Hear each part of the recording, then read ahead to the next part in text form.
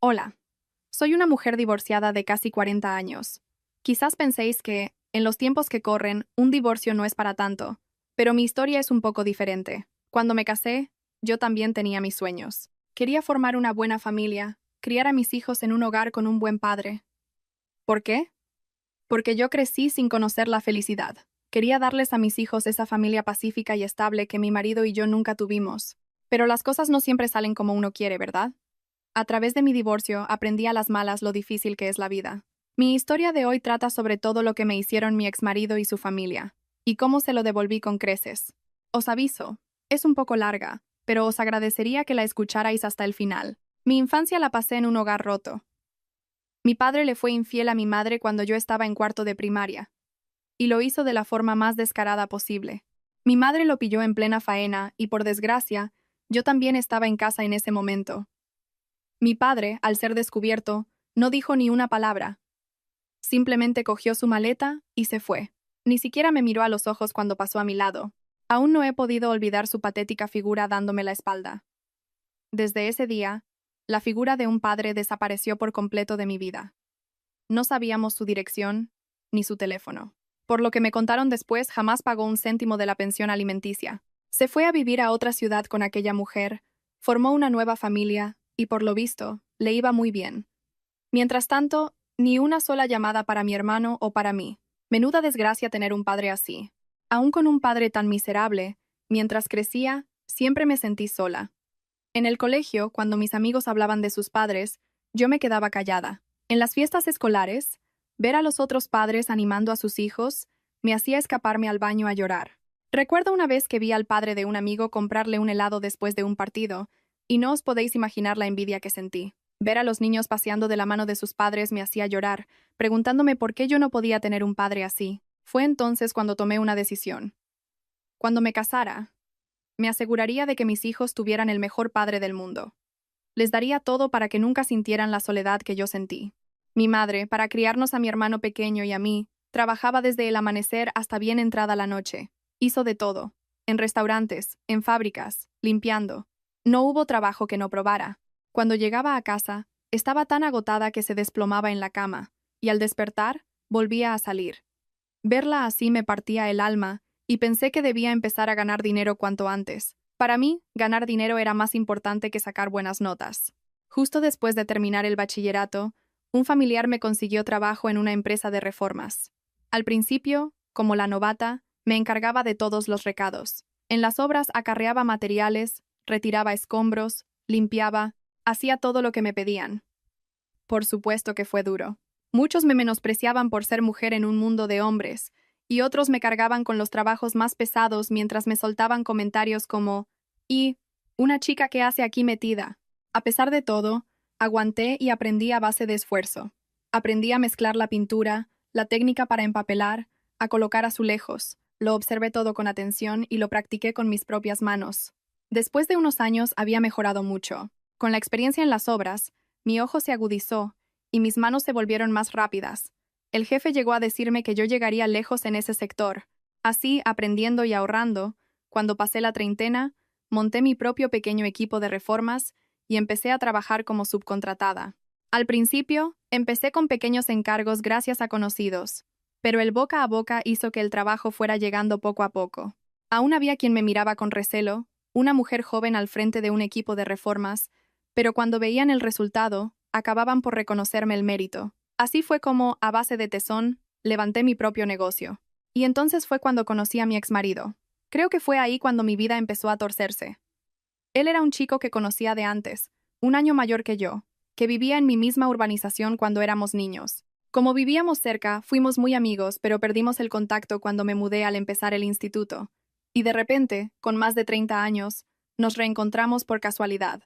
Parecía cosa del destino. Un día, después de una reunión con un cliente, fui con unos compañeros a tomar algo a un bar. Era un local pequeño, con un letrero discreto y apenas 3 o 4 mesas. Nada más abrir la puerta, el hombre que estaba en la barra se me quedó mirando fijamente, y sus ojos se abrieron como platos. Oye, ¿tú no eres Lucía? Soy Javier, ¿no te acuerdas? Al oír su nombre me quedé de piedra. Al fijarme bien, era él. Su cara había cambiado un poco, pero sus ojos eran los mismos. Javier, no me lo puedo creer. De la alegría, no sé ni cuántas horas estuvimos hablando ese día. Despaché a mis compañeros y me quedé hasta que cerró el bar. Empezamos a recordar nuestra infancia y terminamos contándonos qué había sido de nuestras vidas. Resultó que él era el dueño de aquel bar. Pero, al escuchar su historia, sentí un poco de pena. Su situación no era muy buena. Ya sabes cómo estamos los autónomos. A mí, me pasa igual. El negocio va justo, no tengo ahorros y apenas mantengo el local a flote. Después de pagar el alquiler, casi no me queda nada. Pero es tu bar, ¿no? Eres el jefe. Con el tiempo, seguro que las cosas mejoran. Jefe. Más bien sobrevivo día a día, me dijo. Pero lo hizo con una sonrisa. Me gustó esa actitud positiva. A partir de entonces, empecé a pasarme por su bar a menudo.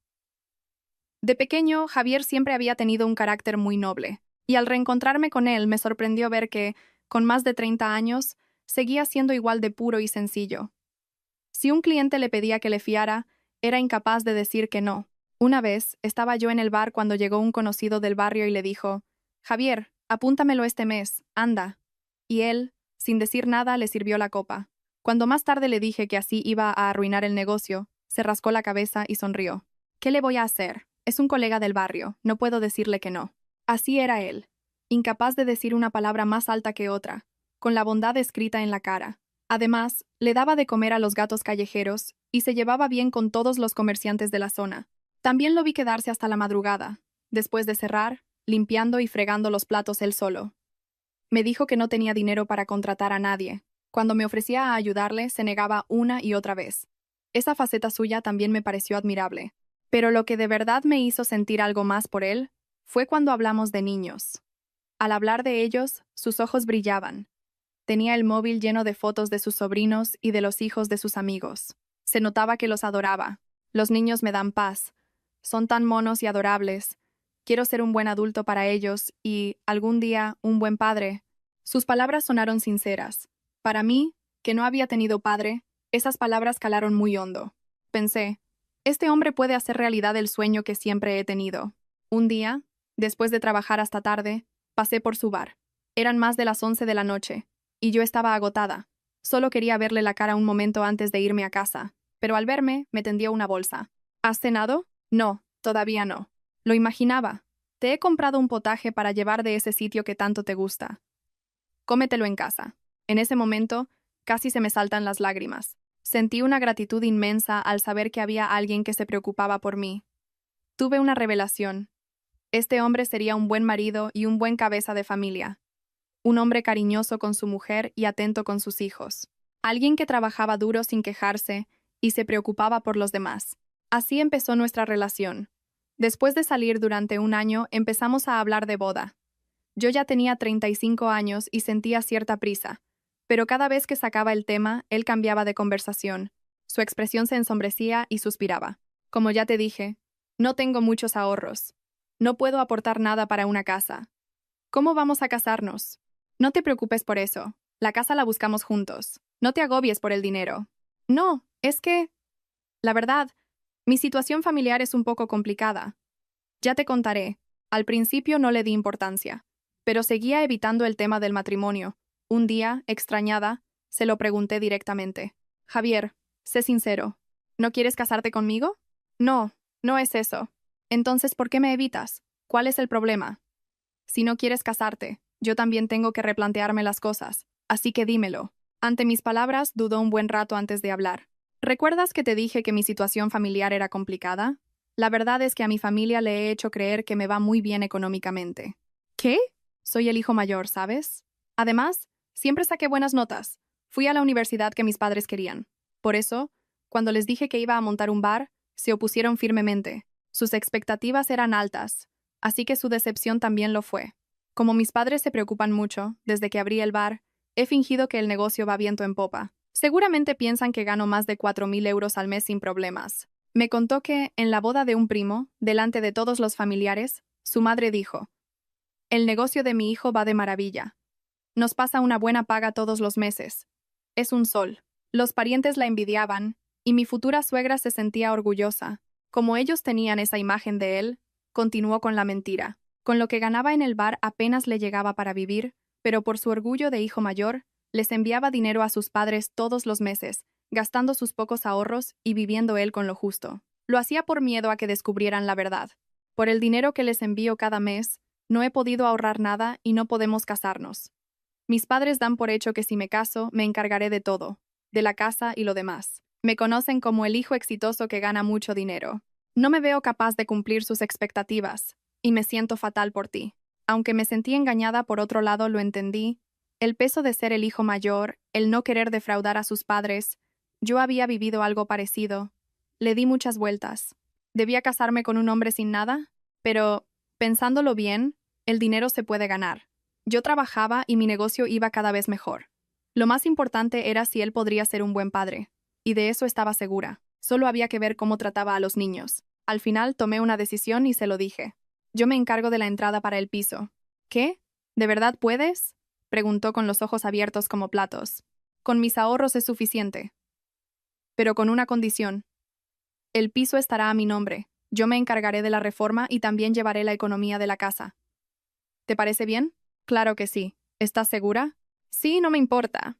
No sabes cuánto te lo agradezco, dijo, cogiéndome las manos. Entonces me pidió un favor más. ¿Podrías guardar el secreto a mi familia? Aunque sea una cara dura por mi parte. ¿Podemos decir que la casa la he conseguido yo? Es por mantener las apariencias. Que se supiera que la casa la había pagado yo lo dejaría en mal lugar ante sus padres. Me dio un poco de reparo, pero salvarle la cara de esa manera no me pareció tan grave. Al fin y al cabo, lo importante era que viviéramos bien juntos. Así que acepté guardar el secreto. Con la promesa de matrimonio, fuimos a conocer a sus padres. Javier les había llamado para decirles que íbamos de visita, y por lo visto se pusieron contentísimos. Su hijo por fin se casaba. El primer encuentro fue genial. Parecían personas muy amables y encantadoras. Cuando llegamos a su casa, la madre nos recibió en la puerta. «¡Pero qué chica más guapa! Nuestro hijo ha encontrado a una buena mujer», me dijo, cogiéndome de la mano y ofreciéndome fruta. El ambiente fue muy agradable todo el tiempo. El padre era más callado, pero sonreía afablemente y me hacía preguntas. «¡Qué alivio!», pensé. Si la familia política era buena, ya no había nada de qué preocuparse. Pero después de una hora, empezaron las preguntas. La madre, mientras me servía un té, me preguntó, «¿Y tú, muchacha, a qué te dedicas?» «Trabajo en interiorismo. Dirijo un pequeño equipo de reformas». «¿Reformas?». La expresión de mi suegra cambió sutilmente. «¿Eso qué es? ¿Trabajo de obra?». «Sí. Bueno, a veces estoy en la obra, otras diseño. Hago un poco de todo». Vaya, una mujer trabajando en eso. No era la primera vez que oía algo así, pero pensaba que la idea de que una mujer no puede trabajar en la construcción ya estaba superada. Su tono de voz me molestó, pero no le di más importancia. La siguiente pregunta fue sobre mi edad. «¿Y cuántos años tienes?». Al decirle mi edad, mi suegro suspiró. Lo hizo de forma muy evidente. Soltó un suspiro y negó con la cabeza. A esa edad, ya va siendo tarde para tener hijos. De repente, el ambiente se volvió gélido. Mi suegra se quedó callada y mi suegro miraba al vacío. Las mismas personas que me habían recibido con tanta alegría se habían vuelto frías. Javier, a mi lado, no sabía dónde meterse. Yo no entendía nada. «¿Qué está pasando aquí?», pensaba. A partir de ese momento, mis suegros apenas hablaron. La comida fue incómoda y evitaban mirarme a los ojos. Sentí que me estaban evaluando, como si calcularan si yo era una nuera útil o no. De vuelta a casa, le pregunté a Javier, «¿Por qué se han puesto así tus padres? ¿He hecho algo mal?». «Perdona, es que son un poco chapados a la antigua. Se acostumbrarán». El problema no es que se acostumbren, es que juzguen a una persona por su edad o su trabajo desde el principio. Lo sé, pero no los vas a ver mucho. Lo importante es que nosotros estemos bien. Conocer a mis suegros me hizo dudar del matrimonio. Pero vi que Javier les tenía mucho respeto, casi miedo. Cuando estaba con ellos, no se atrevía a levantar la voz y les respondía midiendo cada palabra. Así que pensé que lo mejor sería mantener las distancias con ellos. Verlos solo en Navidad o de vez en cuando y ya está. Me convencí a mí misma. Y, tal como le prometí a Javier, mantuve en secreto que yo había pagado el piso. Al final, nos casamos. Aún no sé por qué tenía tantas ganas de casarme en ese momento. Supongo que pensé que el matrimonio tiene su momento, y que si dejaba pasar esa oportunidad a mi edad, me costaría encontrar a otra persona. Sí, lo sé. Fue un error de cálculo monumental. Al empezar a vivir juntos, me di cuenta de que el bar de mi marido iba mucho peor de lo que pensaba. Había días en los que apenas entraba gente, y la mayoría de las veces no llegaba a servir ni 10 mesas en todo el día. Realmente, apenas sacaba para pagar el alquiler. Algunos meses incluso tenía pérdidas. Sinceramente, creía que lo mejor era cerrar el negocio. La ubicación era mala. Había mucha competencia, y el bar no tenía nada especial. Así que le sugerí que buscara otra cosa. Javier, si el bar sigue así, lo vamos a pasar mal. ¿Por qué no buscas otro trabajo? ¿Empezar de nuevo? ¡Qué pereza! ¿Pereza? Estamos hablando de nuestro futuro. ¿Y si nos arruinamos? No nos vamos a arruinar. Ya saldrá algo. Me di cuenta de que simplemente no quería empezar nada nuevo. Prefería seguir con lo que ya tenía. Aunque sabía que no funcionaba, le daba pereza cambiar. Su actitud me desesperaba. Pero como era su negocio, tampoco podía presionarlo demasiado. Unos 3 meses después de casarnos, de repente, me habló de expandir el negocio. Quiero trasladar el bar a un local más grande. ¿Qué? ¿Así de repente? La ubicación actual es mala. Si nos vamos a un sitio más grande vendrá más gente. ¿No tendrás algo de dinero ahorrado? Préstamelo. En cuanto me vaya bien, te lo devuelvo. No daba crédito. Si apenas podía mantener el bar actual, ¿qué sentido tenía expandirse? Un local más grande significaba un alquiler más caro y una fianza mayor. Si no era capaz de gestionar lo que tenía, ¿qué iba a cambiar en un sitio más grande? La verdad es que en ese momento yo tenía algo de dinero ahorrado, mi negocio iba bien. Pero me pareció una idea terrible. Si se expandía en ese momento, la ruina sería aún mayor. Lo siento, pero no me parece buena idea. ¿Por qué? ¿No tienes dinero? No es eso. Es que expandirse ahora mismo es muy arriesgado. Esperemos a que la situación sea más estable. Al negarme, mi marido se vino abajo. Dejó de comer y se encerró en la habitación. Al verlo así, me sentí mal por haberme negado. No lo había hecho por falta de dinero, sino por falta de confianza en el plan. Pero él pareció interpretarlo como que no quería ayudarle. Después de eso, entró en una especie de depresión. Apenas hablaba, iba al bar sin ganas, y al llegar a casa se tumbaba en el sofá. Si intentaba hablar con él, me respondía con monosílabos. Javier, ¿has comido? Sí. ¿Qué tal el bar hoy? Normal. Era imposible mantener una conversación. Por mucho que intentara animarlo, no había manera. Un día me llamó su hermana, mi cuñada. Lucía. Mi hermano no parece estar muy bien últimamente. ¿Ha pasado algo? No, solo está un poco agobiado con el trabajo. ¿Es por problemas de dinero? No, no es eso. Me daba vergüenza contarle los problemas de casa, así que le di una respuesta evasiva. En ese momento, no tenía ni idea de por qué mi cuñada me había preguntado específicamente por el dinero. Por aquel entonces, ocurrió algo grave en la familia de mi marido. A mi suegra le diagnosticaron un cáncer de colon en fase inicial. Me llamó mi marido con la voz temblorosa. Cariño, mi madre tiene cáncer. ¿Qué? ¿Cáncer? El corazón me dio un vuelco. Por muy fría que hubiera sido mi suegra conmigo, era la madre de mi marido. Me preocupé mucho. ¿Qué tipo de cáncer es? ¿Es grave? Cáncer de colon, pero como es en fase inicial, con una operación se soluciona. Por suerte, al ser una etapa temprana, la operación era sencilla. Se podía extirpar con una endoscopia, y además tenían seguro privado. Calculé que con unos 5.000 euros sería suficiente, incluyendo la hospitalización, cuidados y otros gastos. Pero unos días después, mi marido me dijo, cariño, ¿puedo pedirte un favor? Sí, claro. ¿Qué pasa? Es por la operación de mi madre. ¿Podrías prestarme 15.000 euros? ¿15.000? ¿Por qué tanto? ¿No lo cubre el seguro? No, no es suficiente. Entre la hospitalización, los cuidados y otras cosas, hace falta más. No me dio más explicaciones. Algo no me cuadraba. ¿Por qué hacían falta 15.000 euros para una operación de cáncer de colon en fase inicial? Me parecía una cantidad desorbitada. Pero tampoco quería acosar a preguntas a alguien que lo estaba pasando mal, y tratándose de la operación de mi suegra, no podía negarme. Era una cuestión de vida o muerte. Y pensé, no creo que me esté mintiendo, ¿verdad? Al final, le presté a los 15.000 euros.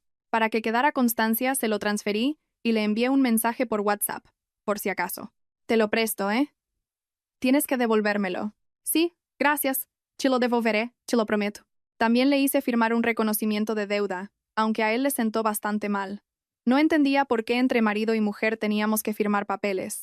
Aún así, insistí en hacerlo. La operación de mi suegra fue un éxito. Cuando fui a visitarla al hospital, la vi coger la mano de mi marido y decirle, «Hijo mío, ¿cuánto te has esforzado para conseguir el dinero? Eres un sol, nuestro Javier». A mí ni me miró. Ni una palabra de agradecimiento. Supuse que pensaba que el dinero lo había conseguido su hijo. Otra vez con los secretos. Pensé. y no dije nada. Al fin y al cabo, si me lo devolvía, era como si el dinero hubiera sido suyo. Tiempo después de que mi suegra recibiera el alta, le pregunté a mi marido con tacto, ¿cuándo crees que podrás devolverme el dinero? Ah, eso. Mi madre todavía se está recuperando. Un poco más adelante. Ya veremos. Y ahí quedó la cosa. Nunca me dijo cuándo era un poco más adelante. Me sentí inquieta, pero como éramos un matrimonio y lo quería, no insistí. Poco después de casarnos, mi negocio de interiorismo empezó a ir viento en popa. Gracias a un conocido, me encargaron la reforma de una cafetería grande. Cuando publiqué las fotos del resultado en redes sociales, se hizo viral. Recibí miles de me gusta y comentarios preguntando por mi trabajo. ¿Dónde está este sitio? El ambiente es increíble. ¿Me podéis dar el contacto de la empresa de reformas? A partir de entonces los encargos se multiplicaron. Cafeterías, restaurantes, oficinas e incluso reformas de viviendas. Tuve que contratar a 2 personas más. Trabajaba sin descanso, haciendo horas extra y yendo a las obras los fines de semana. Estaba agotada, pero ver que mi trabajo era reconocido y que los ingresos aumentaban me hacía sentir muy orgullosa. Sin embargo, no le conté los detalles a mi marido. Sabía que si lo hacía, volvería a salir el tema de expandir su negocio. Era evidente que me diría, si tienes dinero, ayúdame con mi bar. Sinceramente, no quería invertir el dinero que tanto me había costado ganar en un negocio que estaba abocado al fracaso. Mientras yo trabajaba día y noche, él se lo tomaba con calma. Si estaba cansado, no abría el bar. Si le apetecía beber, cerraba temprano. Por supuesto, tampoco le dije nada a su familia. Con ellos, menos todavía. Sabía que si se enteraban de que tenía dinero, se inventarían cualquier excusa para pedírmelo. Pensando en qué hacer con el dinero, decidí comprarle un coche a mi madre. Hacía poco que la habían operado de la rodilla y su coche viejo se había estropeado. Se movía en transporte público y con el dolor de rodilla, era un suplicio para ella. Firmé el contrato del coche y se lo di como regalo sorpresa el día de su cumpleaños. Aún recuerdo su cara. ¿Qué es esto? ¿Un coche? Sí, mamá, es tuyo. A partir de ahora usa este. ¿Estás loca? ¿Cuánto te ha costado esto? Últimamente me va bastante bien. Le sigo pasando la misma ayuda a casa, esto lo he pagado con dinero que he ahorrado aparte. Mamá, has trabajado muy duro toda tu vida. Te mereces ir cómoda. Al oírme, mi madre se echó a llorar. Ya me siento mal por todo lo que sufriste de pequeña. Y ahora encima me haces estos regalos, decía. Yo también rompí a llorar. Me sentía increíblemente agradecida por poder cuidar de mi madre con el dinero que había ganado con mi esfuerzo. Pero un día, mi marido se enteró de todo. Fue durante una visita a mi madre por Navidad. Fuimos juntos, y ella, encantada de vernos, nos preparó una comida deliciosa. Estábamos comiendo y charlando animadamente cuando de repente mi madre dijo sin pensar, Javier, gracias por el coche. Me han dicho que el negocio de Lucía va muy bien ahora. Dile que no trabaje tanto. Yo le había pedido que no dijera nada, pero se le escapó. En ese instante, la cara de mi marido se transformó. Dejó los cubiertos en el aire y me miró fijamente. Sentí un sudor frío recorrer mi espalda. Mi madre, sin darse cuenta, siguió hablando. Mi hija lo pasó muy mal de pequeña, pero ahora que le va bien, no sabes lo contenta que estoy. Durante todo el camino de vuelta a casa, mi marido no dijo una palabra. Apretó las manos en el volante con fuerza y la mandíbula tensa. No puso la radio, solo condujo en silencio. El ambiente era tan tenso que parecía que iba a estallar en cualquier momento. En cuanto aparcamos en el garaje y entramos en casa, cerró la puerta de un portazo y explotó. O sea que a mí me dices que no tienes dinero, pero a tu madre le compras un coche. Javier, eso. No me vengas con historias. A mí me dices que no puedes ayudarme a expandir el negocio y luego esto. Me sentí muy ofendida. El dinero del coche era de un bonus por un proyecto extra. Yo pagaba la mayor parte de los gastos de la casa y, aunque a mi madre no le había dado mucho, a sus padres nunca les había faltado su paga. Además, yo le había prestado 15.000 euros para la operación de su madre. Ese dinero lo gané yo, trabajando horas extra y fines de semana. Si no contribuyera a los gastos de casa, lo entendería. Pero ¿cuál es el problema? ¿Cuál es el problema? Que tu marido se puede morir de hambre, pero a tu madre le compras un coche. ¿Te parece normal? Mide tus palabras. No es mi madre, es tu suegra. Y a tus padres nunca les ha faltado su paga. Tampoco es suficiente. Si somos sinceros, más del 80% de ese dinero lo he ganado yo, ¿no? Al decirle lo que pensaba, mi marido se enfureció aún más. Empezó a gritar. ¿Me estás menospreciando? ¿Tan poca cosa soy para ti? No te estoy menospreciando, solo digo la verdad. Cállate, pesetera de mierda. Y ese día empezaron los insultos. Pesetera, ¿quién te crees que eres? Ubícate. Te crees mucho por ganar un poco más de dinero.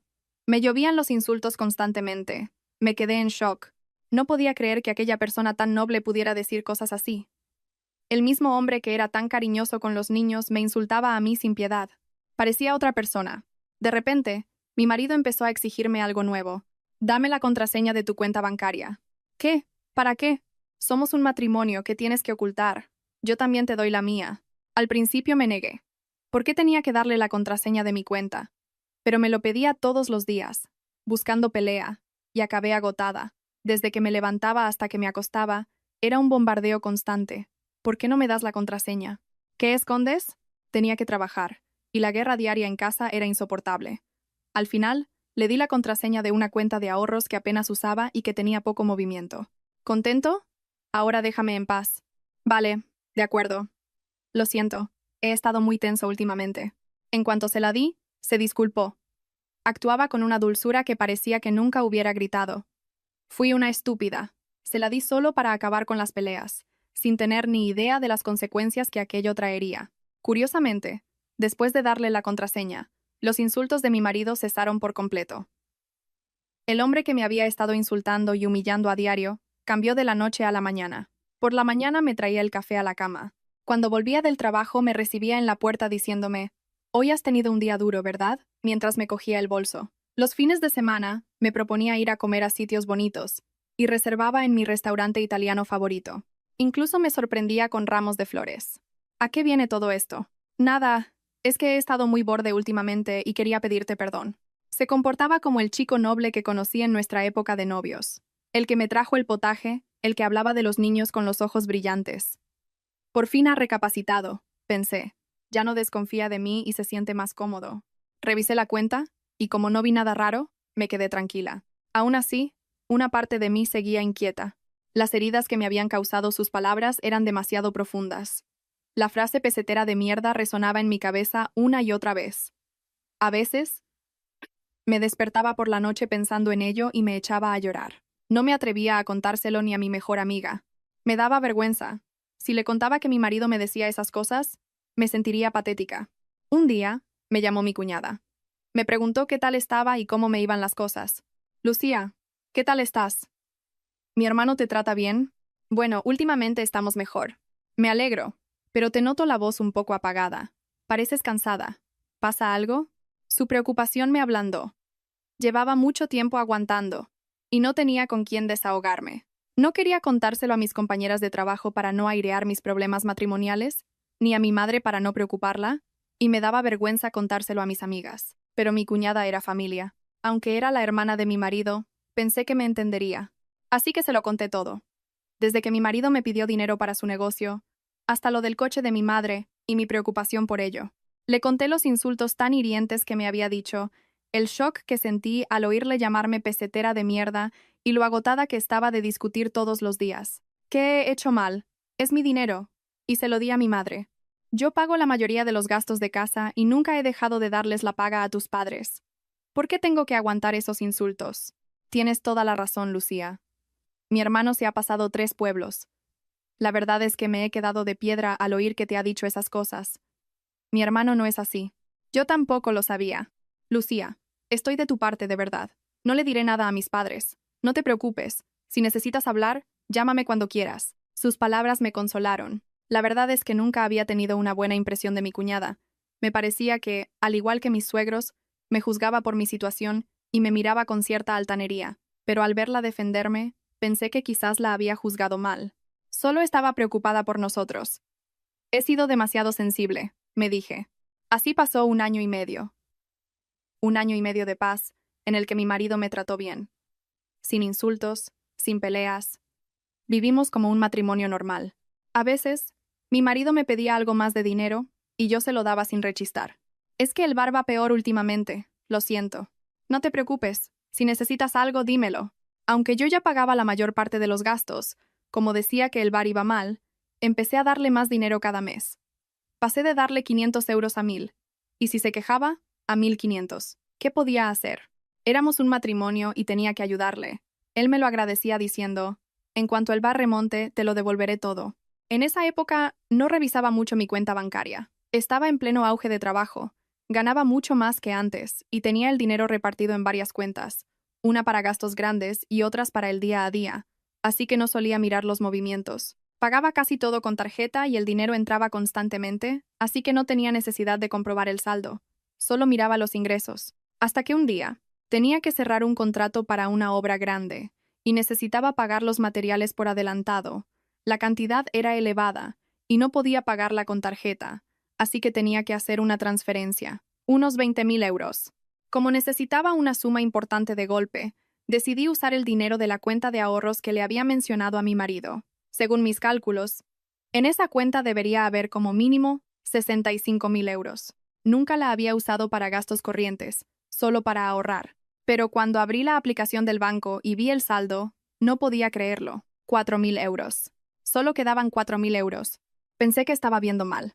Me froté los ojos y volví a mirar. La cifra era la misma. Cerré la aplicación y la volví a abrir. Igual. El corazón me dio un vuelco. Revisé los movimientos, me temblaban los dedos al deslizar la pantalla. Había una retahíla de transferencias que yo no había hecho. Cada pocos días, 500 euros, 1.000, a veces hasta 1.500. Las cantidades y las fechas eran irregulares, sin un patrón claro. No era la misma cantidad el mismo día del mes. Había ido sacando el dinero poco a poco, de forma muy sutil. El nombre del destinatario era el de mi suegra. Hice cálculos. En todo ese tiempo, había desaparecido de mi cuenta un total de 85.000 euros. El dinero que yo había ganado con mi sudor se estaba yendo a la familia de mi marido. Estaba claro que lo había sacado con la contraseña que yo le di. Y encima, me pedía más dinero a mí directamente. Me estaba robando por partida doble.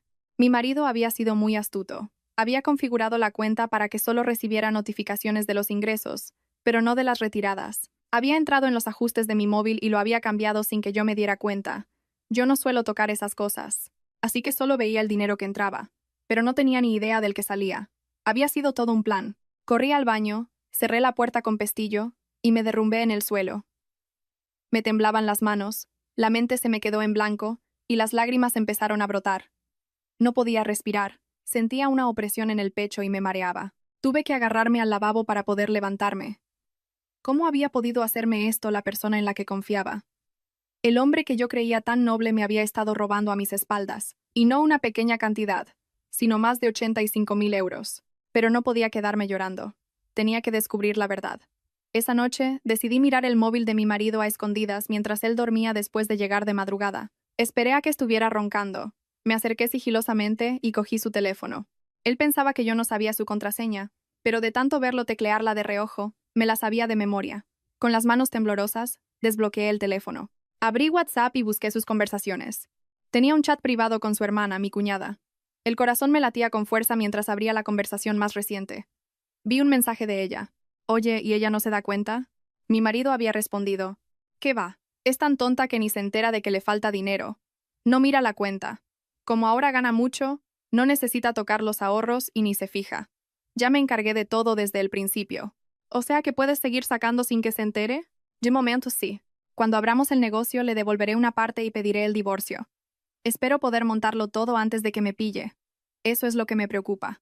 ¿Negocio? ¿Qué negocio? ¿Divorcio? ¿De qué estaba hablando? Casi se me cae el móvil de las manos. Lo sujeté con fuerza y seguí subiendo en la conversación. Vi los mensajes antiguos. Descubrí que había sido mi cuñada quien le contó a mi marido lo del coche de mi madre. Oye, que Lucía le ha comprado un coche a su madre. ¿Cuánto estará ganando? Ya lo sé. No sé cuánto gana, pero debe de ser una pasta. Estoy aprovechando eso para echarle cosas en cara. Era exactamente lo que yo le había contado a mi cuñada. La que se suponía que estaba de mi parte, la que me prometió guardar el secreto. Se lo había contado todo a mi marido. Era una espía. Seguí buscando y encontré un grupo de WhatsApp familiar. Se llamaba Nuestra Familia. Yo no estaba en ese grupo. Al leer las conversaciones, se me heló la sangre. Había un mensaje de mi suegra. Javier, gracias por la paga de este mes. No tenemos otro hijo como tú. ¿Paga? El dinero que me había robado a mí se lo enviaba como si fuera una paga que él les daba. Mi suegra pensaba que era el dinero que su hijo ganaba con tanto esfuerzo. También había mensajes de mi cuñada. Mamá, que la otra le ha comprado un coche a su madre. Debe de estar forrada. Mi suegra respondió. Esa, con todo el dinero que tiene. ¿Y qué tacaña es con nosotros? Javier nos pasa la paga todos los meses. y la nuera, como si no existiéramos. Ya ves. La verdad es que se le han subido un poco los humos. ¿Qué le vamos a hacer? Qué mala suerte la mía. Que yo era tacaña, cuando el dinero que recibían era el que me habían robado a mí. ¿Y quién les había prestado 15.000 euros para la operación? ¿Quién les había dado dinero en cada ocasión especial, en sus cumpleaños, siempre con mi dinero?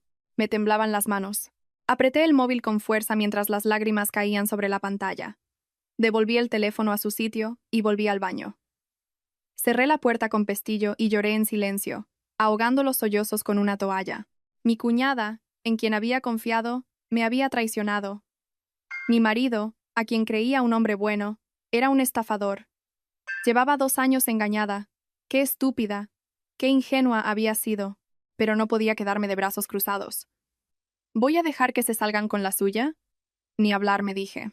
Tomé una decisión. Me vengaría. Y sobre todo, no podía dejar que se dieran cuenta de que lo sabía todo. Tenía que actuar. Igual que ellos habían hecho conmigo. A partir de ese día, empecé a registrarlo todo. Aprovechaba la hora de la comida en el trabajo, y me levantaba de madrugada, cuando mi marido llegaba y se dormía, para organizar la información. Hice capturas de pantalla de todas las transferencias de mi cuenta, los 85.000 euros. Las organicé por fechas y creé una hoja de cálculo en Excel. Quería que se viera de un vistazo cuándo, cuánto y a dónde había ido el dinero. Necesitaba pruebas contundentes de que ese dinero había salido de mi cuenta sin mi consentimiento. Luego, recopilé todos los gastos que había tenido con su familia desde la boda. Los 15.000 euros del préstamo para la operación de mi suegra, de los que por suerte tenía el reconocimiento de deuda, las pagas mensuales, el dinero de Navidad, los regalos de cumpleaños de mis suegros, el regalo de boda de mi cuñada, el dinero para mi sobrino. Lo sumé todo y añadiendo los 85.000 euros robados, la cifra superaba los 140.000 euros. El dinero que yo había ganado trabajando de sol a sol, con las manos agrietadas y la espalda destrozada, estaba sirviendo para llenar los bolsillos de su familia. Por suerte también tenía grabaciones de los insultos de mi marido. Pesetera de mierda, ¿quién te crees que eres?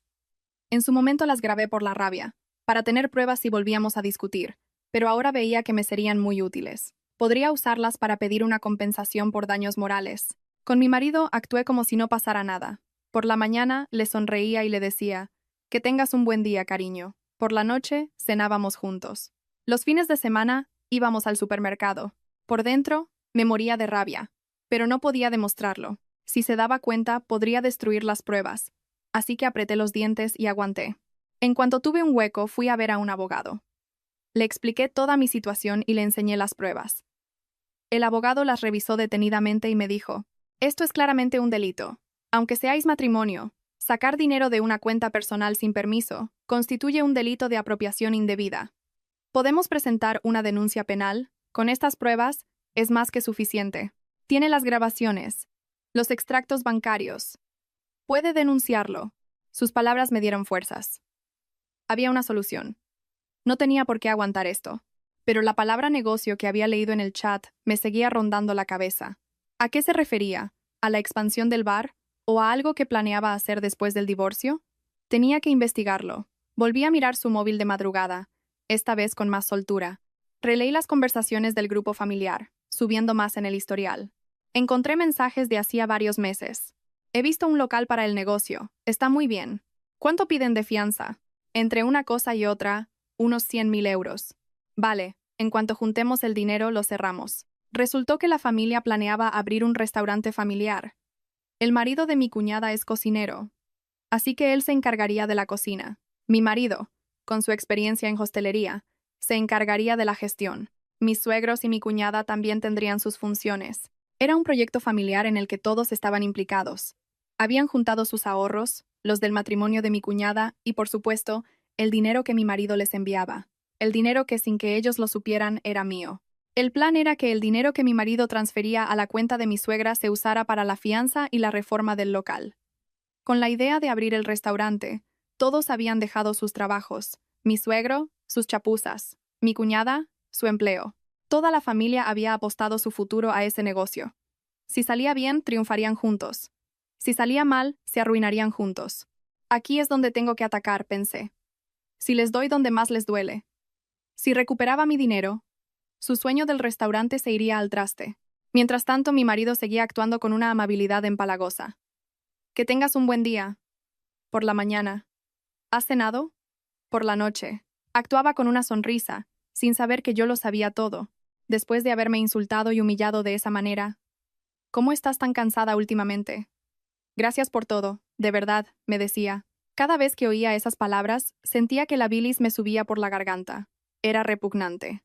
¿Cómo podía ser tan cínico? ¿Cómo podía sonreírme así mientras planeaba divorciarse de mí? Yo le seguí el juego. Gracias a ti también, cariño, le respondía.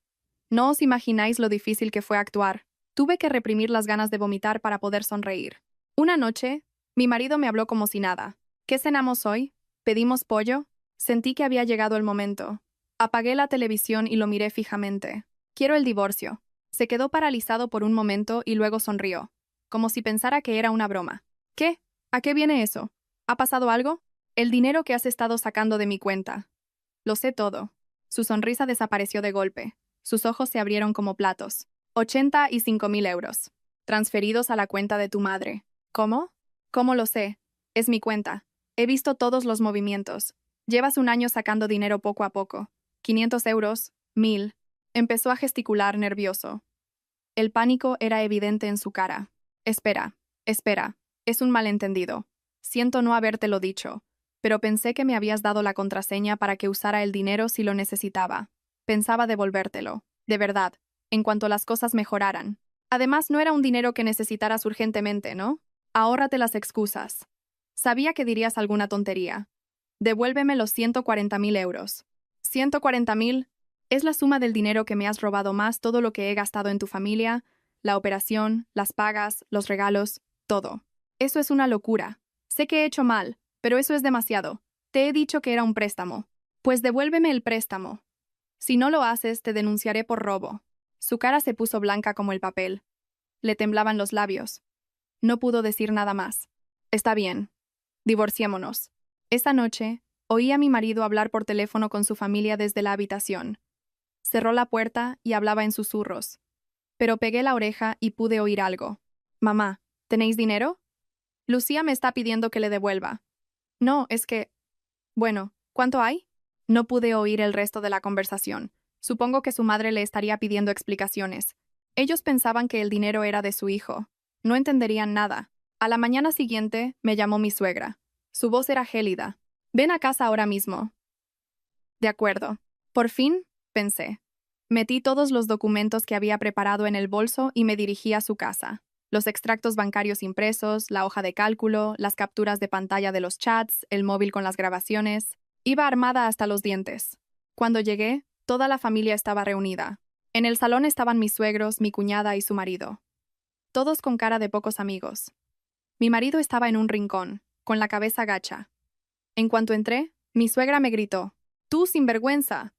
¿Con qué derecho vienes a reclamar mi dinero?» No daba crédito. El que había robado mi dinero era su hijo. Pero yo iba preparada para todo, así que respondí con la misma desfachatez. «Señora, ¿de qué está hablando?» «Señora, como habrá oído, vamos a divorciarnos. Así que a partir de ahora es usted una señora. Ya no es mi suegra. El dinero que Javier se ha ganado con el sudor de su frente. ¿Por qué lo reclamas tú? ¿Acaso es tuyo?» Mi suegro intervino. «No se hacen estas cosas en familia. Aunque sea el dinero de tu marido, ¿cómo puedes, siendo su mujer, pedirle a su familia que se lo devuelva?» Mi cuñada me miraba con los brazos cruzados y cara de desprecio. Miré a mi marido. Seguía con la cabeza gacha, sin atreverse a mirarme. Este cobarde no les ha contado la verdad, pensé. Solo les ha dicho que su mujer le pide dinero. Se me escapó una risa. «Señora, mire esto». Saqué los documentos de mi bolso. El extracto de mi cuenta bancaria. Este es el extracto de mi cuenta. Como puede ver, todo este dinero ha salido de aquí. Lo sacó su hijo sin mi permiso. Mi suegra cogió los papeles. Al principio los miró por encima, pero poco a poco su cara se fue endureciendo. Ese dinero es mío, no de su hijo. Con lo que gana en ese bar, es imposible que les enviara esas cantidades. Ustedes sabían perfectamente que el bar no daba para tanto, pero fingieron no saberlo, y aceptaron el dinero, ¿verdad? Se hizo un silencio sepulcral. A mi suegra le temblaban las manos mientras miraba los papeles. Mi marido seguía sin levantar la cabeza. Mi suegro le preguntó en voz baja: «Javier, ¿es esto verdad?» Mi marido no respondió. Tras un largo silencio, asintió con la cabeza. Mi suegra dejó caer los papeles al suelo, se llevó las manos a la frente y se dejó caer en el sofá. Entonces, ¿Ese dinero no era tuyo? ¿Todo el dinero que nos has estado enviando? Le gritó a mi marido. ¿Cómo has podido hacernos esto? ¿Engañar así a tus padres?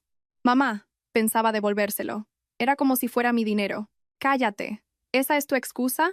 ¿Y con ese dinero pretendías que montáramos un negocio? Inútil. Mi suegro suspiró. Vaya, hijo. Con razón enviabas tanto dinero, presumiendo de que eras el hijo mayor y que eso era lo que tenías que hacer. Mi marido no decía nada, solo mantenía la cabeza gacha. Parecía patético. Y pensar que a mí me había parecido un hombre noble. Qué equivocada estaba. Sé que todos ustedes ignoraban la verdad, que me menospreciaban mientras alababan a Javier, dije. Eso puedo llegar a entenderlo. Pero que Javier haya sacado dinero de mi cuenta sin mi permiso, eso es un robo, incluso entre marido y mujer. Saqué el móvil y les enseñé la conversación con mi cuñada. Es tan tonta que ni se entera de que le falta dinero. Cuando abramos el negocio, le devolveré una parte y pediré el divorcio. Al leerlo, la cara de mi suegra se descompuso. Mi cuñada, pálida, intentó intervenir. Lucía, eso lo dijimos sin pensar. No era en serio. Seguí mostrándoles las capturas de pantalla de la conversación. Al ver sus propias palabras, la cara de mi cuñada se volvió blanca como la cera. Se quedó con la boca abierta, sin saber qué decir. Ya no puedes negarlo, ¿verdad? Fingiste estar de mi parte mientras se lo contabas todo a tu hermano. Y por la espalda, me llamabas creída. ¿Eso tampoco era en serio? A mi cuñada se le llenaron los ojos de lágrimas. Lucía, lo siento. Es demasiado tarde para pedir perdón. Miré a mi suegra. Voy a recuperar mis 140.000 euros. El dinero robado más todo lo que he gastado en esta familia. 140.000. Si no me lo devuelven, presentaré una denuncia penal. Su hijo tendrá antecedentes. La palabra antecedentes los dejó helados. ¿Denunciar a la familia? Hija, si ha cometido un error, hay que ser comprensiva, dijo mi suegro. ¿Familia? Reí. Después de cómo me han tratado, de cómo me han ignorado, yo nunca he sido parte de esta familia. Mi suegro se quedó sin palabras. Tienen el dinero que habían ahorrado para el restaurante. Úsenlo para pagarme. Al fin y al cabo, gran parte de ese dinero era mío desde el principio. Las caras de todos se contrajeron. Se habían dado cuenta de que yo sabía lo del restaurante. Me levanté y dije, les doy una semana, devuélvanme los 140.000 euros. Si no, presentaré la denuncia. Con antecedentes penales por robo, su hijo lo tendrá difícil para toda la vida. No podrá encontrar trabajo, ni alquilar un piso. Y dudo que pueda firmar el contrato de un local. Dicho esto, me dirigí a la puerta. Oí a mi suegra gritar, «¡Zorra!», a mis espaldas, pero no me di la vuelta. Me puse los zapatos, abrí la puerta y salí. En la calle, me temblaban las piernas. Pero sentía un alivio inmenso, como si me hubiera quitado un peso de encima. Una semana después, me llamaron. Fue mi marido. Su voz era apenas un susurro. «Te devolveremos el dinero. Todo». Tenían que evitar que su hijo tuviera antecedentes. Sabían que con un historial delictivo, el contrato del restaurante sería imposible. Y encontrar trabajo. También, no tenían otra opción. Con esto, su plan del restaurante se fue al garete. Habiendo dejado todos sus trabajos, se habrán quedado en una situación muy precaria. Y sinceramente, me alegré. Quisieron cumplir su sueño con mi dinero mientras a mí me llamaban tacaña y creída. Recuperé los 140.000 euros.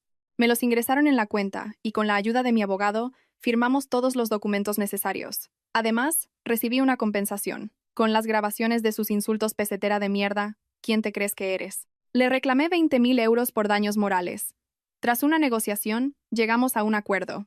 En total, 160.000 euros. La recompensa por 2 años de sufrimiento. El piso estaba a mi nombre, así que mi marido se fue a casa de sus padres con las manos vacías. Se libró de los antecedentes, pero no tiene nada. El bar lo cerró. Tampoco es que funcionara. No sé qué hará ahora para ganarse la vida. Y, sinceramente, no me importa. Mi sueño de darle a mis hijos un buen padre lo he aparcado de momento. Crecí sin padre y eso me marcó. Pero he aprendido que tener un padre malo es peor que no tenerlo. Hay padres que es mejor tenerlos lejos. En lugar de eso, he decidido ser una buena persona para mí misma, porque yo soy lo más importante. Protegeré mi dinero, mi vida, y viviré con la cabeza bien alta. Desde que me divorcié me siento liberada, como si me hubiera quitado un peso del estómago.